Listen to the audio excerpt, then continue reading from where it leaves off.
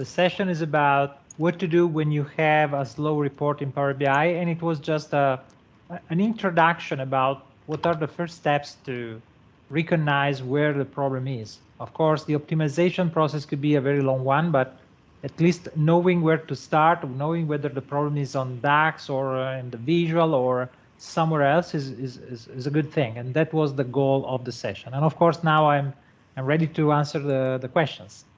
Oh, right. So I have the question, the discussion board up.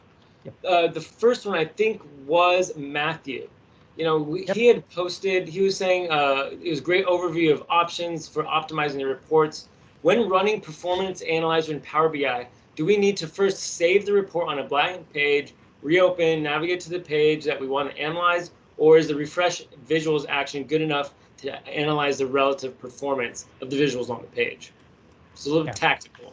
So yeah, the quick answer is that most of the times you don't need to, but the longer answer requires a little bit of explanation. So in the session I recorded was a session that I started to deliver way before the performance analyzer was introduced in Power BI. Now, with Performance Analyzer within Power BI, as I shown in the session, you can actually run the same, refresh the page where you have the visuals and re-execute all the queries. And from that point of view, it works. I mean, there is no need to have a blank page when you want to just refresh the page and measure the time required to render all the visuals and to send the DAX queries to the engine.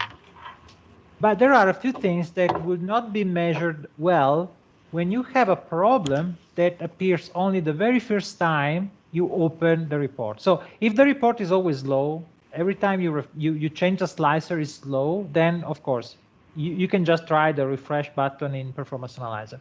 But if you recognize that your user said, oh, when I open this page and I'm the first person in the morning that opened the page in the office, everything is slow. Then the second time is faster, but the first time is, I wait for 1 minute. So in that case, in that particular case, starting the report from a blank page guarantees that there are no queries sent to the engine before you actually switch to the page. And this saves you the two levels of caches that could be involved. One is the cache in the engine that replies to your DAX queries, right? The engine that executes the DAX query and provides the result. But the second one is the reporting layer. The reporting layer has another cache at different levels. One is the cache about the data, but the other is the cache of the objects, the JavaScript objects that are loaded into the page. So sometimes the page is slow because it has so many visuals and their startup is so slow that you are not able to measure it until you open that page the first time. So I would say that 95% of the times you don't need it, but if you have a particular requirement to see what happens the very first time you open the page and you want to reproduce this in Power BI Desktop because you want to measure the performance, then that is the right thing to do to test this particular condition. Love it. Perfect. Marco? The next one's more of a loaded question, which I'll be interested to see kind of where you take this one. What are your top tips for new Power BI users for creating good performing DAX queries, especially if you have limited DAX knowledge? I've been lucky that I received this question in advance, so I had time to think about that.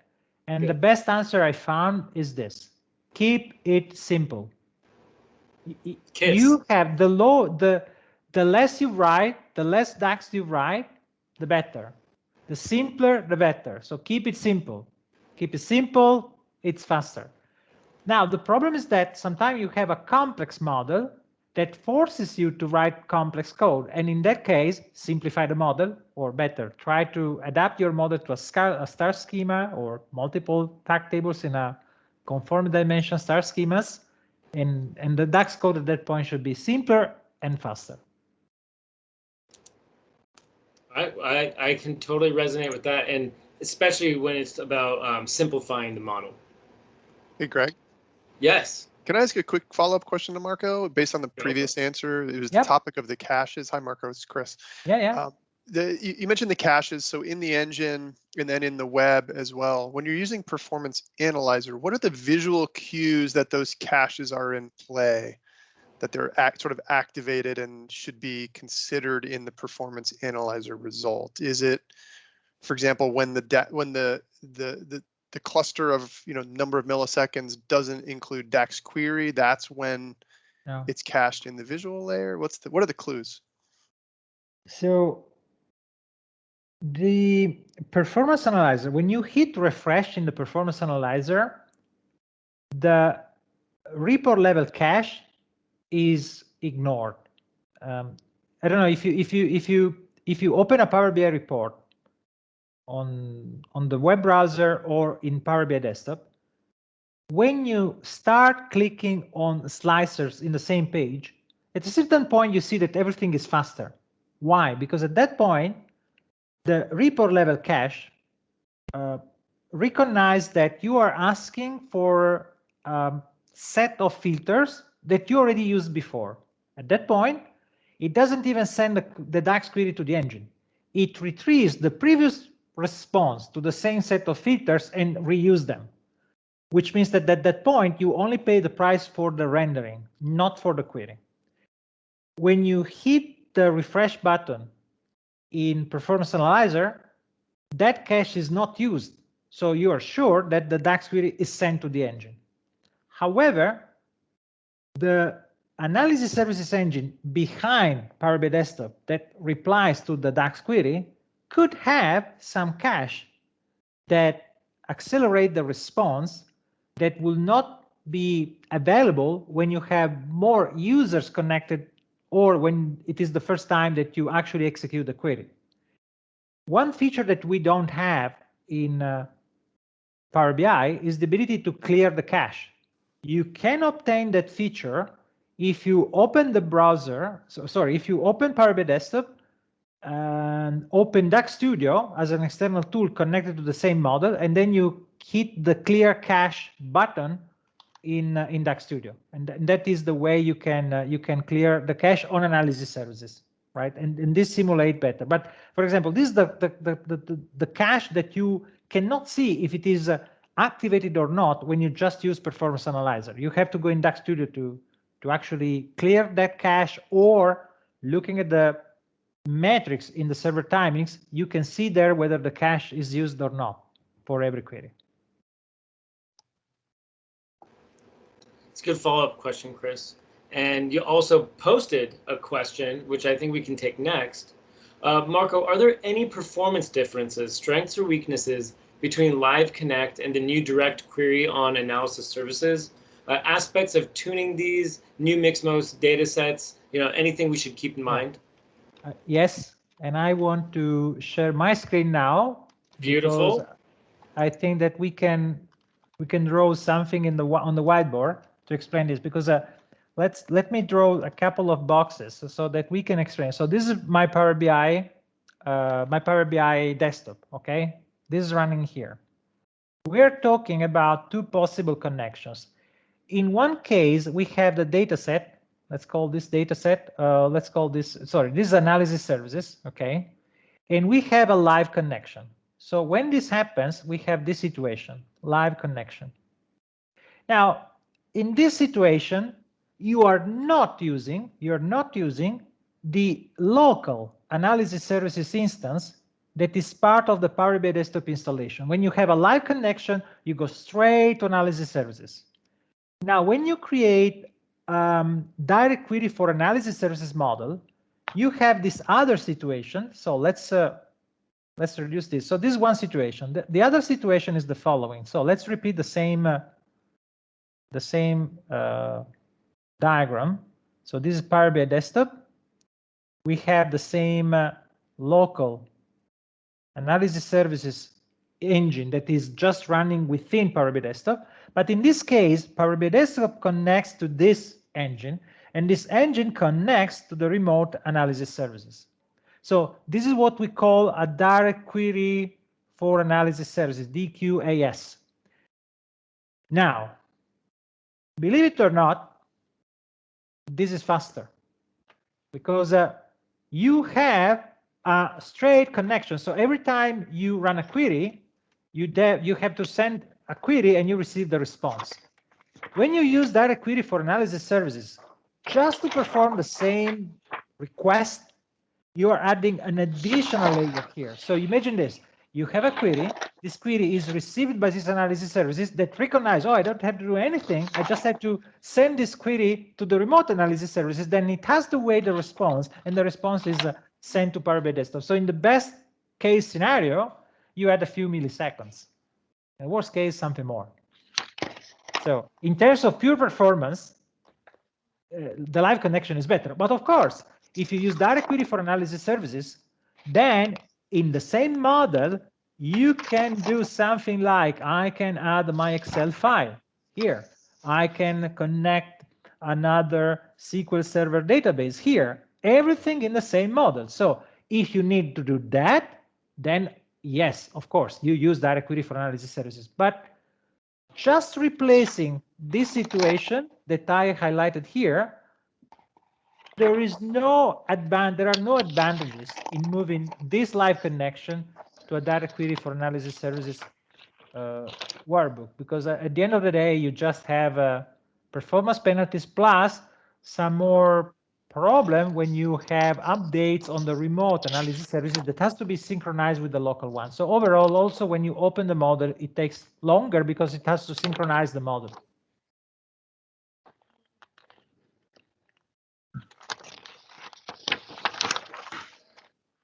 I'm trying to come off mute.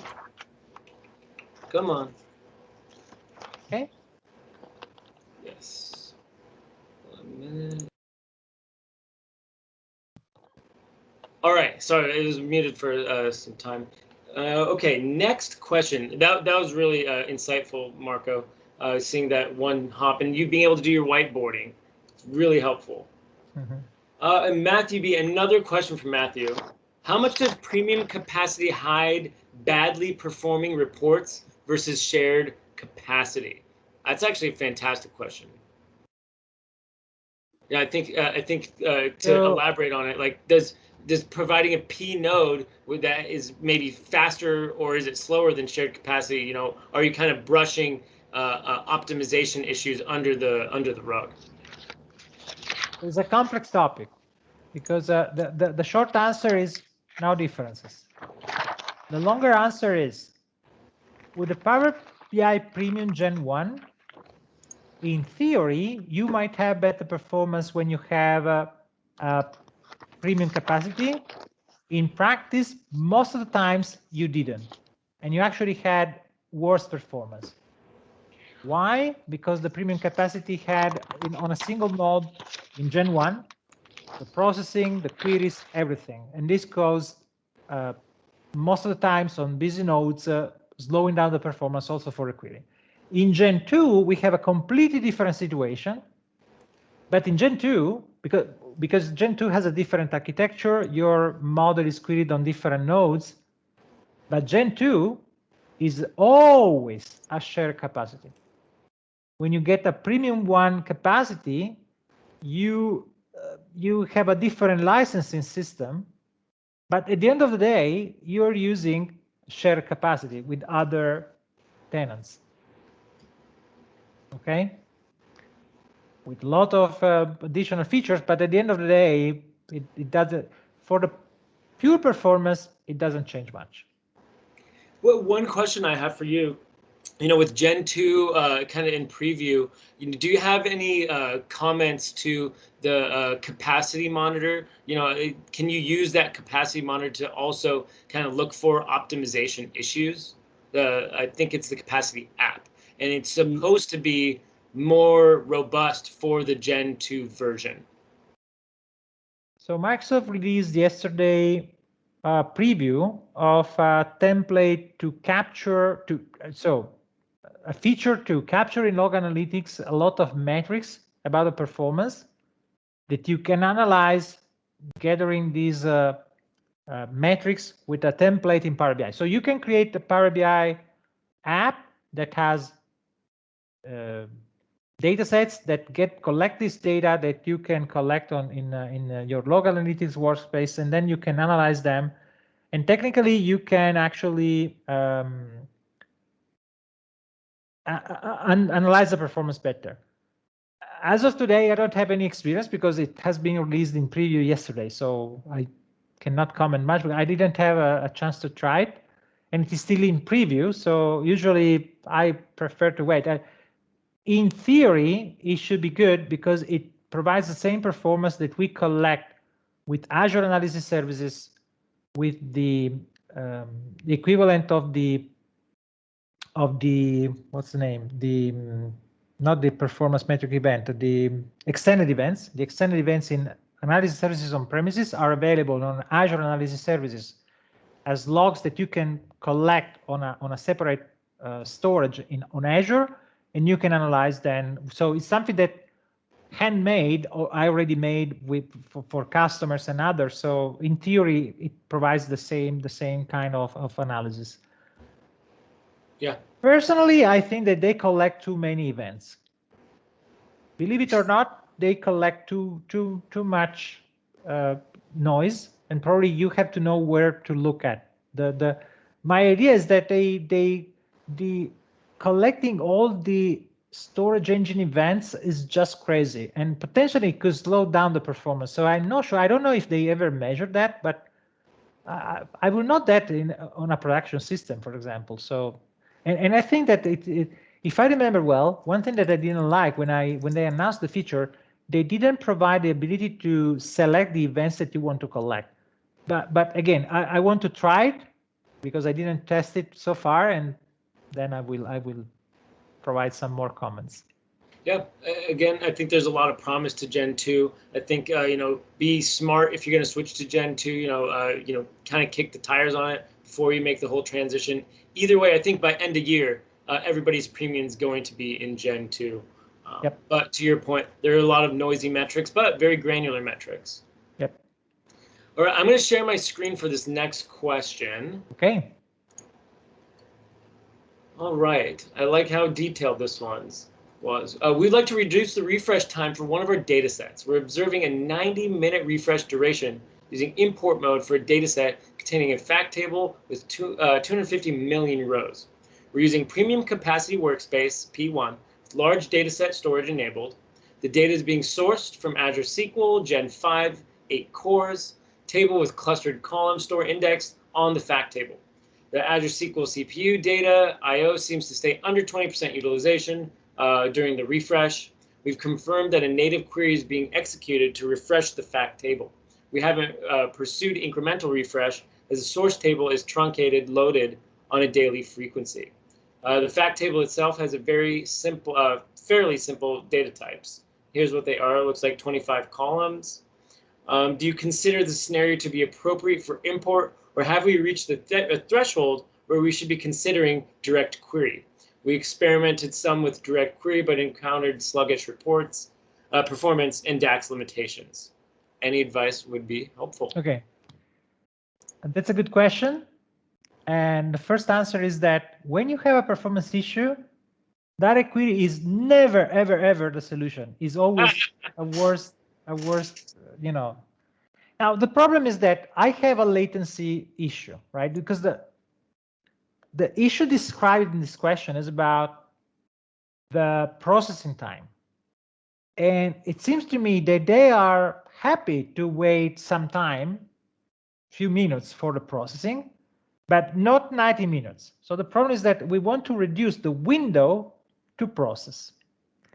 Now, the good thing, not the good, the funny thing here is that even though everything is in the cloud, on the cloud, at the end of the day, we cannot go against the law of the physics. And if we know how the SQL Server engine and the Analysis Services engine work, we can try to optimize the architecture so that it can be parallelized more. So once again, I use the whiteboard because I want to explain what is the problem and then what could be the solution. So in this case, so I try to reduce the schema this time because we have, on one side, we have, let's say, SQL Server, okay, SQL. Now, this is a SQL Server on Azure. This is a SQL Server on premises.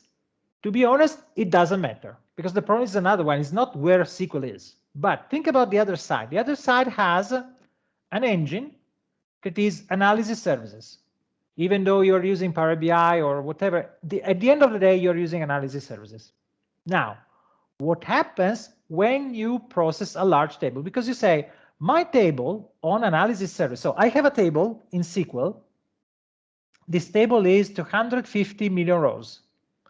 I want to get this table up here. I copy this table, and I want to write this table on a table in memory that is identical. I have to copy 250 million rows. When you run this and you monitor what is happening, imagine you have a chart here, right? This is the time, and this is the I/O capacity, okay? And this is a percentage. So let's say that this will be 100%, right? And you say, I see that my I/O stays at 20%. Why am I not using more than 20%? I have bandwidth. I have everything. What is happening? Well, the problem is the following. Analysis services is reading data on a single thread. Why? Because you have a single table, no partitions. And the way analysis services work, it can parallelize the process between tables and partitions. When you use the incremental refresh on Power BI creates partitions. And even though you're not using the incremental refresh, just because you added the incremental refresh, there are partitions that will parallelize the work of transferring data. But if you use the incremental refresh, the only business logic to apply partitions is the date that you don't have on your model. So this is the simple problem. You have a single thread used here, but the machine where you're running analysis services has many of these threads that you're not using. So what can we do? If we can try to partition the table, for example, in 9 different partitions, and we assign these partitions to different threads, and this is completely automatic, by the way, we will open several channels at the same time until, and each one of these channels will get another 20%, another 20%. So if you are at 20% of the I/O, you need 5 concurrent processes that read data from a SQL server. This way, you have at least 5 threads running on analysis services that sends 5 parallel requests to SQL server, and you will get more data at the same time. Of course, in order to do that, you have to solve one problem. First, you have to define a partition strategy. For example, you have, I remember, you have 25 columns, all numbers. You have to find a column that has number between 1 and 10 with an even distribution, but you have to define ranges so the data is distributed across the partitions in the same way, right? For example, if I have 250 megabytes, consider that every partition in analysis services, Azure Analysis Services is 8 million rows. In Power BI is just 1 million rows. So you don't want to go below the size of a single segment. So let's say that having 10 partitions, 25 million rows each one is fine. Okay, just to give you a number. So find something to create 4, 5, 10, 15 partitions, not 100 partitions, please, because at that point you create another problem. You create too many partitions. And then you might move the problem to SQL Server, because if you scan the same table looking for the column that is equal to 1, the column that is equal to 2 and 3 and 4, you risk that the bottleneck becomes SQL Server. So if you want to get the best performance from SQL Server, you also have to apply the same partitioning strategy on SQL Server so that you optimize the I/O and the processing on SQL Server too. So, for example, if I had a column that has a number that goes between 1 and 9, I use this column to create 9 partitions in SQL Server. I use the same column to create my 9 partitions here. And when I process the model, when I process this table process in parallel 9 partitions, and you will see that your I/O go to 100%.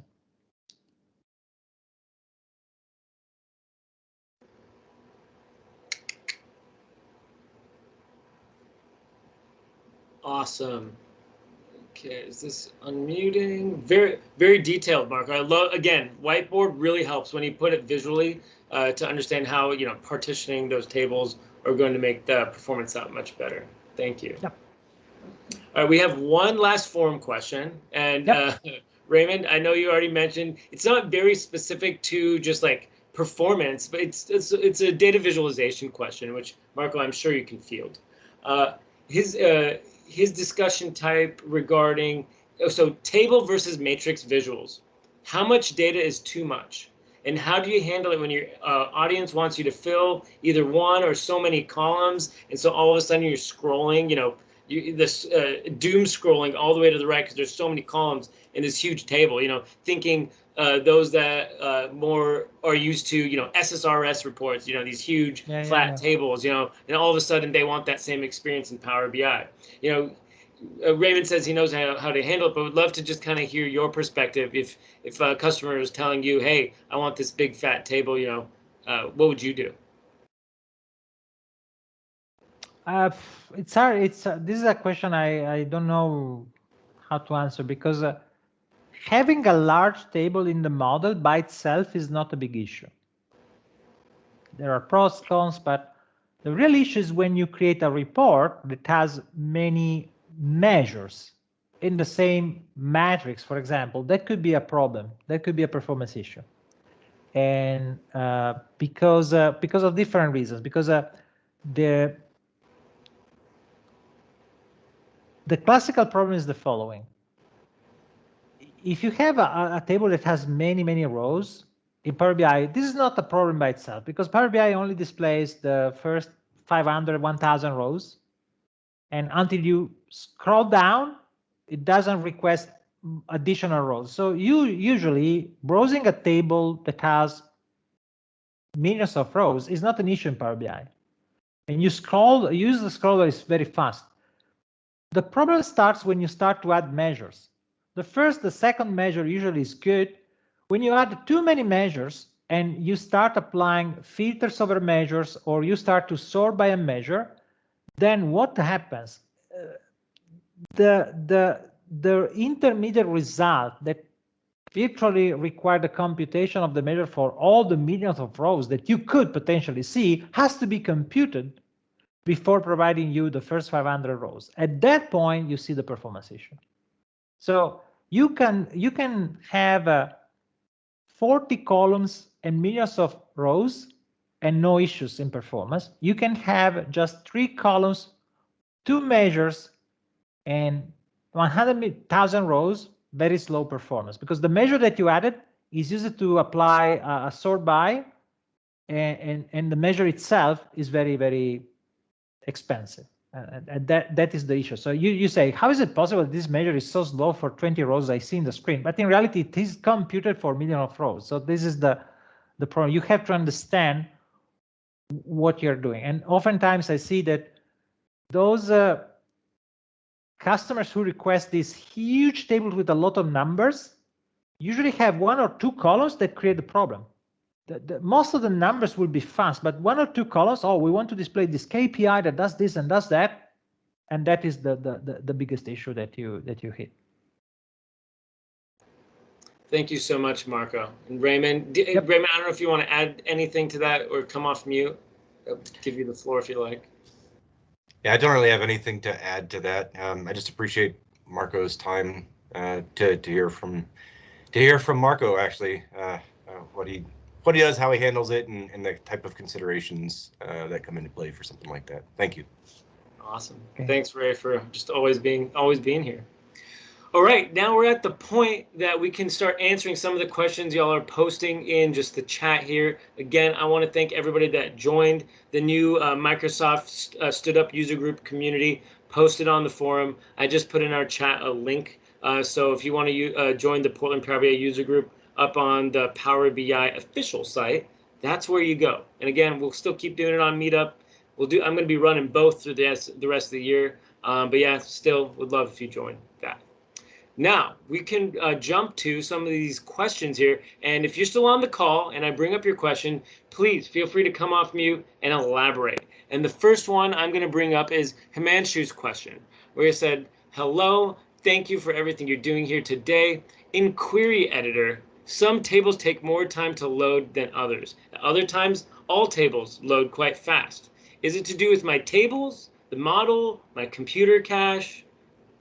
Question to that. So if you're talking about the query editor, we're talking about Power Query. Yes. First of all, I'm not an expert of Power Query, but I know enough that I can tell you that the real issue could be the transformation you have in that query. Because of what happens when you are in the query editor, the content that you see is obtained by getting the first 1,000, 2,000 rows from the data source, but also applying the transformation. So if you have many transformations, that will slow down the process a little bit. Sometimes it is faster just because you might have that in a cache that is reused. And you also have settings in Power BI to prepare this data in background, which is has pros and cons. It is enabled by default, but this means that whenever you open a Power BI desktop file, it tries to connect to your data source, and it actually runs queries to refresh the cache, and sometimes it is not what you want. So, but in general, I would suggest you to take a look at the work done by your transformation and take a look at some blog or some video about optimizing Power Query and optimizing the preview of Power Query, because this is what Chris Webb, I think in the blog of Chris Webb, he has some other additional articles about this. Chris Webb posts about Power Query all the time. So, you know, I think if you're looking for, Himanshu, if you're looking for a thought leader in that area, definitely follow Chris Webb. I would like, Himanshu, if you're still on the call, if you want to come off mute, anything else you had there? Or did that kind of answer your question? No, this is very helpful. Thanks a lot. Awesome. Thank you for joining us today. All right, next question, we have Andrew. Andrew says, do you think that the Power BI app Microsoft announced yesterday, the Log Analytics app, is it targeted to replace custom logging? As I said, I didn't have time to analyze. But to be honest, what they announced yesterday is something that you were not able to do until yesterday. So it's actually a new feature. I don't think that the custom logging was able to retrieve the events that you can retrieve now. So there is at least something that you are able to do now that it was not possible before, if I remember well. But again, I didn't have the chance to try it, so I always want to try something before providing a comment. So we'll just have to have you come back, Marco. So just take down the note. You'll come back next month. Next question. When developers are building Power Query portions of data sets with large volumes of data, what tips do you have for them to be more productive, especially when their desktops or networks are slow? And this question's from Chris. So Chris, feel free to elaborate if you like. I would say that I have a question. Power Query is supposed to be a tool to create transformations for non-developers. So when I hear the developer noun related to Power Query, I always ask, wait a minute, do you know SQL? Are you accessing a SQL Server database and you can write SQL Server queries? Because at the end of the day, you will be way more productive creating a view and consuming it from Power Query, just because the tools that you have there are just more productive. And so the Power Query is great. I mean, I use it often, but it is not exactly designed to be fast. It is designed to be simple. Performance is not the first goal of Power Query. And even though That's a they great optimize everything, you will never be able to get something better than what you can do manually in SQL. So for a user is wonderful. But if I can write a SQL query, it's easier, faster. I have more control. Because I know SQL and I know Power Query. I like Power Query. I like a lot. But when I have to connect it to non-relational databases, if I connect to SQL Server, I don't know. Unless it's very simple. I mean, if I just have to do very simple transformation, but at that point, if I had to start to join tables, no way. I mean, I go to SQL. Chris, anything you want to add to that? Yeah, it's coming from the perspective of if there's an audience across an organization that doesn't have SQL skills, and you want to essentially give out self-service data preparation capabilities at scale. There's some possibility with data flows. But when they hit these, yeah. I get this, but here we enter into an area which is allocation of resources, and in this case, the resource is time. How much time are they spending on Power Query? Because if they're spending 10, 20 minutes once a week, I agree with you. If they start spending 2-3 hours or more every day on Power Query, I would seriously consider learning SQL. Because the investment can be recovered very, very soon. And if they are able to use Power Query, SQL is not that difficult. For what you want to do, is not that difficult. Again, if the relational data source is a relational database, if the data source, I understand if you're getting data from CSV files or other things, okay. But again, in that case, you have another problem because you have non-performant data sources and you cannot do miracles. And then, of course, you can try to optimize here and there. But again, it's a trade-off, right? You want to, the price to pay to use a system that try to simplify everything is performance. Up to which point you want to continue to pay that price? That's the question, and I cannot answer. I know my answer for myself, but if I had 20 people that spend so much time, I would see at the end of the day, I would create an Excel workbook. I would track the time they spend doing that. I would track whether they just are annoyed waiting 5 minutes once a week or something different, and then I will make a decision. If it is just they are waiting 5 minutes once a week, okay, write on ideas.powerbi.com and send a comment. Then you know what happens, nothing. But no, I'm just kidding. But Great answer. That's I mean, I don't see this as a priority. If it is a priority, you have to consider alternatives. I think it's worth mentioning also, I mean, with Azure Data Factory getting Power Query, I know it's not pertinent to what we're talking about because it's more transformation based at the SQL level, but I think it is interesting where Power Query is starting to become a language almost, near SQL that you can use with robust tools. Anyway, so other questions. Next question. The premium consumption metrics app for Gen 1 has issues. Capacity shows up on the report only if an underlying data set refreshes. Doesn't seem very reliable. Are there any other options as an admin to monitor? Sorry, can you repeat the initial part because I don't understand. Reliable to what? Reliable related to what? They're talking about the Gen 1 like Power BI like premium capacity monitoring app that you can download. The capacity shows up only if the report had an underlying data set refresh. It shows up it pings only when you do this refresh. And then they go on to say, we monitor tenant settings manually today to check if any new have been added. Is there a way to automate the checking of tenant settings using PowerShell or just any other options? I'm not sure. I'm not sure I have the answer.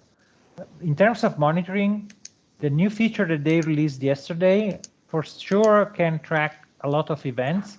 because it collects data, it collects events straight from the analysis service engine. But for the other thing that you said, I'm not sure. I don't know. Sorry. Okay, I am scrolling around to the next question. And I see, Chris, you had a very similar one too. Blah, blah, blah. Thank you so much. Okay, we got some thank yous, of course, appreciated. By the way, if you can use your reaction button, which I think is pretty fun here on Teams.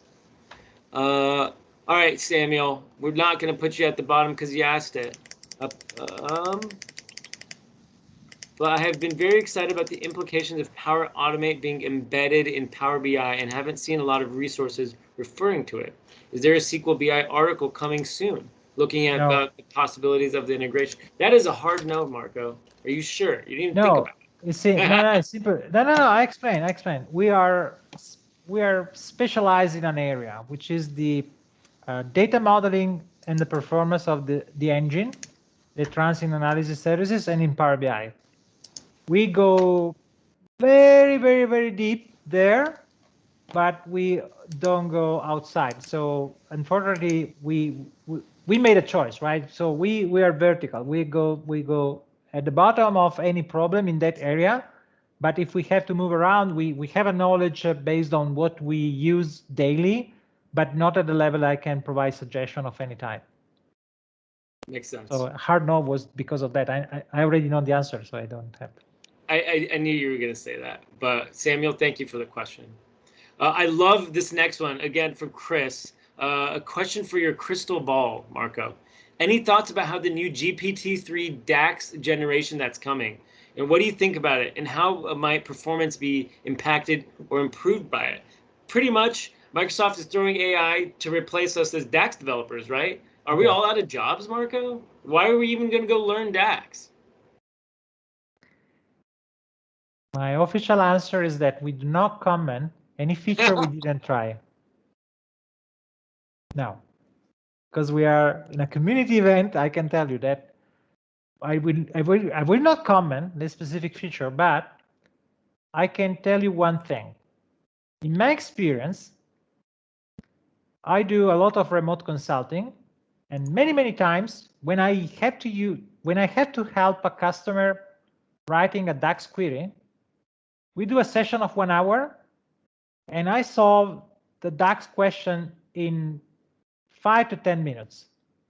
The last 5 to 10 minutes of the hour, because the first 15 minutes have been a conversation with the customer to understand the question.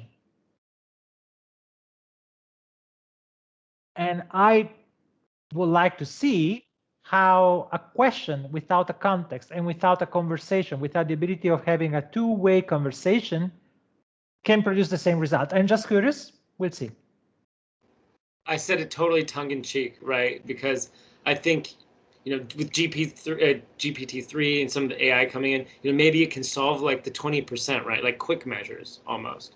But how do you have that conversation with the business to even understand what they want to just generate DAX? So I'm in your same camp, Marco. It's a good marketing. It's for example, this is a funny thing. Microsoft shown the Q&A feature many years ago for the first time, and today is way better than it was years ago. Actually, if you want to spend time, it's amazing what you can do. But Microsoft doesn't do much to promote it because many customers don't want to spend time to improve the semantic of the model, right? Because in order to get good result, you have to invest in enriching the semantic of the model so that more questions can be solved by the system. And once again, I mean, just because I always say the technology is never the solution. The product is never the solution. If you have a problem in the process, the solution is somewhere else. The tool can help you, but you have to be willing to either adapt to the tool, I adapt to the UI.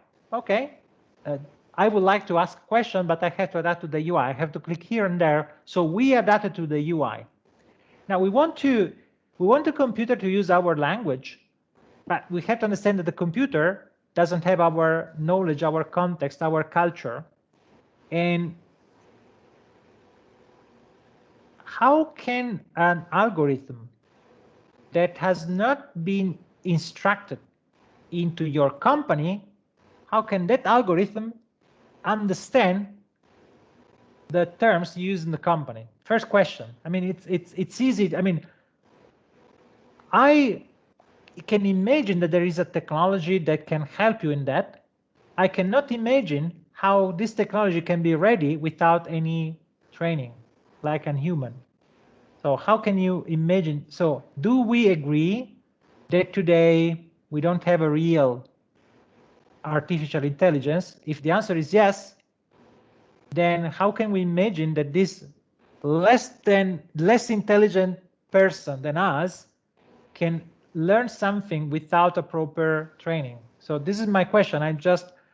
Unfortunately, I know the answer and I know the technology, so I'm just trying to not be too direct, because again, I didn't try. Maybe it works. Maybe, I don't know. We'll see. Basically, don't throw your DAX textbook out the window. You know, if you're still learning it, don't feel like GPT-3 is going to come here and replace you. Definitely continue to learn DAX. It will be valuable. You know, looking directly at you, Scott, for the job market, you know, tell people, yes, DAX is valuable, learn it. All right, next question, and I really love this question because I've seen you, Ray, posted on LinkedIn, also with some tongue-in-cheek comments. I've read that star schema can improve performance, but haven't been able to design a demo to show it. Marco, do you have a demo to show that there is consistent performance improvement by using a star schema versus a one big table? Yes, we made an article and a video. We published that, I don't remember, not too much time ago. Let me check. I show you. I just have to find the And while you're looking for that, Marco, I think one of the big reasons as well is if you're going to write complicated DAX, you know, doing that with one big table, you know, it can't really understand the filter context. No. But it's no. Without going there, we can we measured performance of simple queries in that condition, because we wanted to answer the question about. Let me check. I'm checking star schema or single table. This one. So April 12th. So I shared the screen. Give me 1 second. I share the screen so you can see the page and copy the link. So can you see the screen now? Can you see that? Yes. Okay. So you see that this is the short, you know, SQL.bi/704257. So this is the short URL you can use to retrieve this article, which is star schema or single table. You also have a video where Alberto shows the benchmark that we run with 4 billion rows. So not a, you know, we have a larger. No, I think yes, this is the 4 billion rows table. So we made some benchmark on really large table. You see, we have 18 gigabytes of data here with 4 billion rows, and we made several tests using SQL, using different models with single large table or star schema. And of course, you know the answer, what is better, but here you see all the numbers, all the demonstration that there is one case. When it is faster, it is slightly faster. When it is slower, is orders of magnitude slower. So that's, I hope that this will say a final word about the topic so we don't have to discuss it anymore. I'm going to use this as a resource. I had no idea. I'm just going to ship this to people when I hear this question next. Ray, you can post it on LinkedIn. I better see this on LinkedIn. You will. Okay, perfect. I can copy in the chat window. So let me close this. And I copy the link in the chat window. Here we go. I love this next question because I've been totally geeking out on computer parts. So JP, thank you for asking it. It's time for a laptop/desktop refresh. What should a Power BI desktop user ask its IT department to buy? Is it enough to have lots of memory and an SSD, solid state drive, for example? And Marco, I would love to know what your favorite, laptop or computer is. Okay, so I didn't understand if there is a question between desktop and laptop, or is a generic question about both? It's more about the componentry. Okay. Are you looking for a lot of Yeah. memory, solid Okay, state? so no. Okay. So the RAM is important, because without the RAM, you are not able to work with large amount of data or simply open different Power BI desktop files and so on. So the more, the better for the RAM, no question. I mean, this is easy. The minimum should be, I mean, as of today, for a laptop, I will not get less than 32 gigabytes and 64 gigabytes for a desktop, just because of the ratio between the cost and the performance, all right? Because if I can get 64 gigabytes for a laptop, I buy them, but it's just that because the cost is higher, especially if I also have a desktop and I have to only use the laptop when I'm traveling, then of course I will get just 32 gigabytes. But otherwise, I try to get at least 64 gigabytes. Today is not impossible to get desktops with 128 gigabytes or more, by the way. Just as a side note, Alberto has an AMD something with 256 gigabytes for his desktop. Wow. And it's wonderful. I mean, because you don't need a NUMA architecture today to have 256 gigabytes, and it means that basically you can do whatever. The RAM is never a problem in this case, right? So, but and then solid state drive versus yes, of course, HDD. I mean, I'm guessing you're going to say solid state. Not only that, there are different technologies of SSD, and you can see a huge difference between the SSD that is mounted on the PCI bus or those that are mounted straight on the motherboard. There are different technologies. I'm not an expert about these names, but NVMe SSDs, yeah, PCIe. You have your solid state. Basically gaming hard drives. You can get like 1 terabyte, 2 terabyte. Exactly. You get the best thing you can do. You get the hardware used by gamers. You never go wrong. You get the best thing ever for a performance, and this works. It's wonderful when you work with Power BI.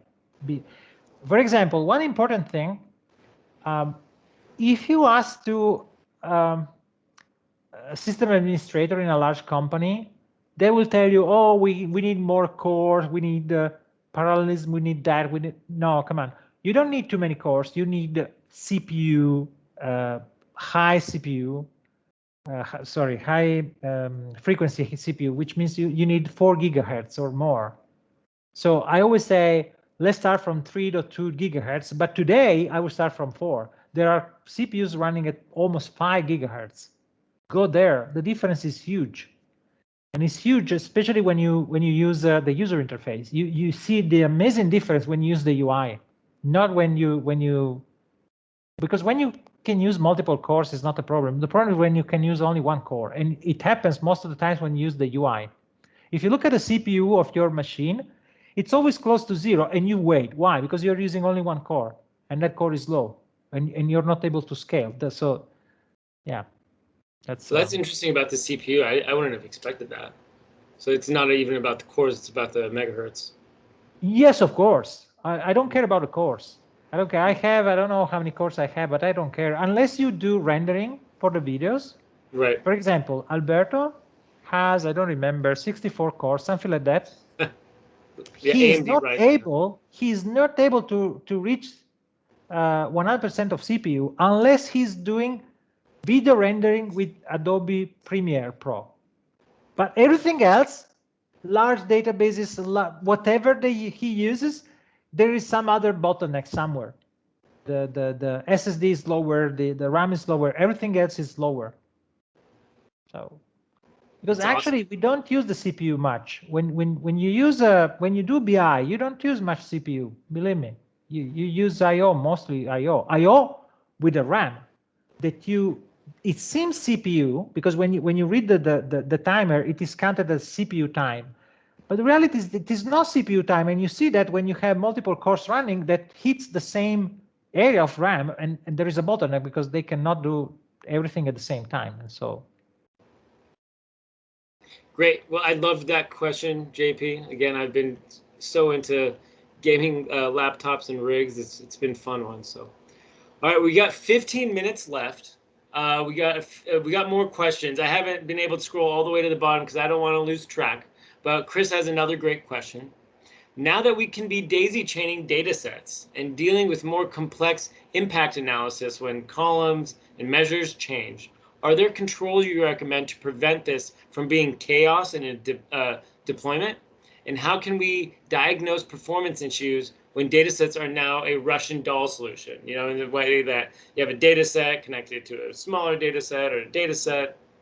You know, are we just creating more, chaos than good? Yes. But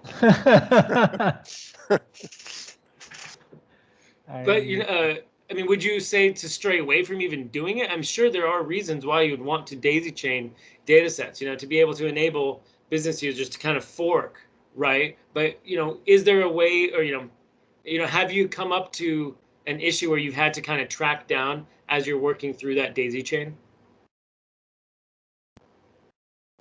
So do you mean that you create composite models that are that they're linked to other models, and so you create a dependency chain, or you're referring to? Yes. Okay. Yes. It's direct query on analysis services. Okay. So we are discussing. I mean, we are just at the beginning of a journey. I know, and I say that this is the biggest advancement in business intelligence since I remember. It's from a technology standpoint is a huge achievement, huge. The complexity behind what they are doing and what they did and what they're still completing is incredible. That said, it's always just because I have a technology, I have a feature, it is not necessarily true I have to use it. There are scenarios where it is useful. So I would start saying you should not change the architecture of your solution just because you have this feature, which means that the idea, I create a data set for each table and then I join these data sets together in a composite model is the worst possible idea you can have. It will kill the performance of everything. If you think about, I create another bad idea. I create a data set that has all the tables. Then I create another data set that has all the measures, and I connect to the data set that has all the measures. So I create all the tables in one data set, and in another data set I create the relationships and the measures, or I just create the measures. In both cases, you are increasing the latency for each call, and you are creating a potential performance issue for other reasons. So the real issue is that this is the wrong approach. This is the approach of saying, I have a feature and I have to find how to use this feature in my company. No, it doesn't work this way. You have a feature. If there is something you were not able to do until yesterday that you can do today with a new feature, that's the right use of the feature. So for example, I have a model and I have my Excel file here. I want to combine my Excel file with the model I have. Wonderful. Simple thing. Start with something simple.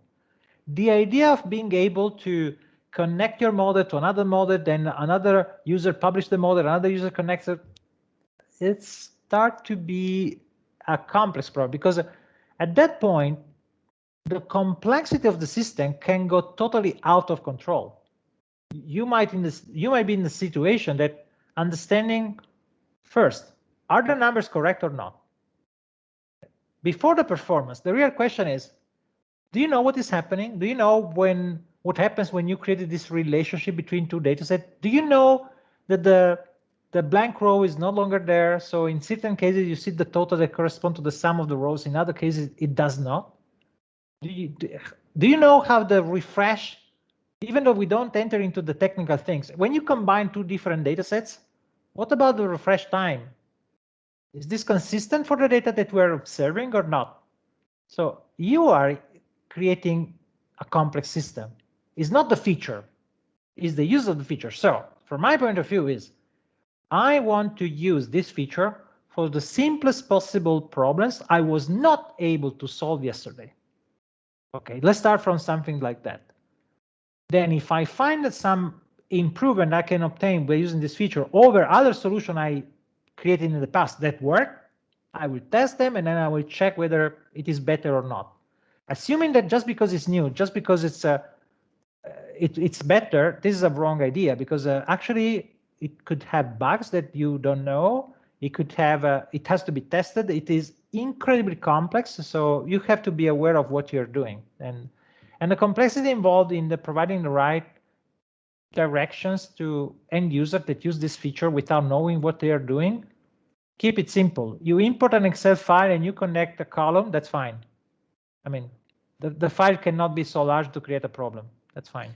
Can I ask a follow-up question? Yep. So part of that question was about control. So imagine I'm the data set owner in a corporation, and I want to stop that from happening. I recall seeing a setting where you can kind of stop, you can limit the number of daisy chaining that can happen. You can, so if I remember well, there is a property that is the build permission on a data set that is required in order to extend the model. So a way to stop it is that you do not provide to the user any permission other than view for the dataset, which is possible. I don't remember exactly. Because this thing about the security is something I never went too deep enough. But if your users are members of the workspace, by default they have the build permission.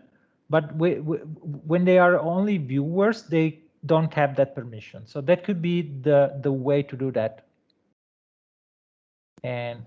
But clearly, if you have if you say, but my user have to be members of the workspace, and I don't know the answer at the moment, because I didn't see how to do the opposite, how to have a data set that you can publish in a workspace where everyone is a member of the workspace, but for that data set you want to stop them to use the build permission. I'm not sure this is possible. I mean, I don't know, we can take it offline. I never investigated too much on it. Great, thanks a lot, Marco. You're welcome. Pretty much, just because you have the capability doesn't mean you have to use it unless you have a problem for it, right? Yep. Okay, another question. We're getting close to the end here. Marco, are you tired yet? You're breaking a sweat? I know it's late in Italy right now, so I'm sure you've got your evening ahead of you. Yeah. But okay, one more question we got here. Yep. I am getting an error while publishing PBIX file during business hours. My file size is 200 megabytes, and the error message is couldn't publish to Power BI. The service couldn't be contacted. Maybe currently unavailable or temporarily overloaded. Please contact your IT admin. But is this on Power BI Premium, Gen 1, Gen 2, or Power BI Pro? And this is Vutla Anil. Are you on the call?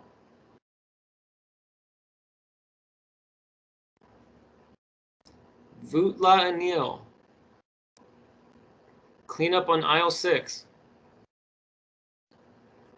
We will move to the next question if you Yep. don't. Yep. Let's see. Yeah. I honestly think that was about it. Any other questions? You know what? Does anybody want to know what Marco's favorite color is? Favorite ice cream? Actually, I do kind of want to know. Okay, favorite ice cream, Marco, or gelato? Okay, in the world or in general? I mean, okay. So I mean, in Italy, you have like okay, every single gelato flavor, let right? me rephrase that. You have to know, I live close to a city, which is Torino in Italy. We have at least 3-4 ice cream shops which won the international, you know, it's a huge competition here. So when I think about the ice cream in Turin, I have 3-4 places where I have to go, and it's amazing. When I travel, of course, I have to set my expectation lower. Oh, come on. When you're in Yes. Portland, you had some of our ice cream, right? Okay, so okay. First question. Okay. When you enter an ice cream, if you see the ice cream, is good or bad? If you can see the ice cream there, you can see the color, is good or bad? Answer. Good. I think good. No, it's bad. Because bad. if you can see the ice cream, the temperature they have is too high, which means that they have to use additives that keep the consistency of the ice cream. So the best ice cream is where you cannot see it because it is in those, you know, you cannot see the ice cream. You have to. It's like in a hole, right? They have to go deep and that because at that point the temperature is much lower and the ice cream is better. So the first thing you can see, the first way to select a good ice cream shop from another is whether you can see the ice cream or not. When you cannot see it, chances are that it is better than the other.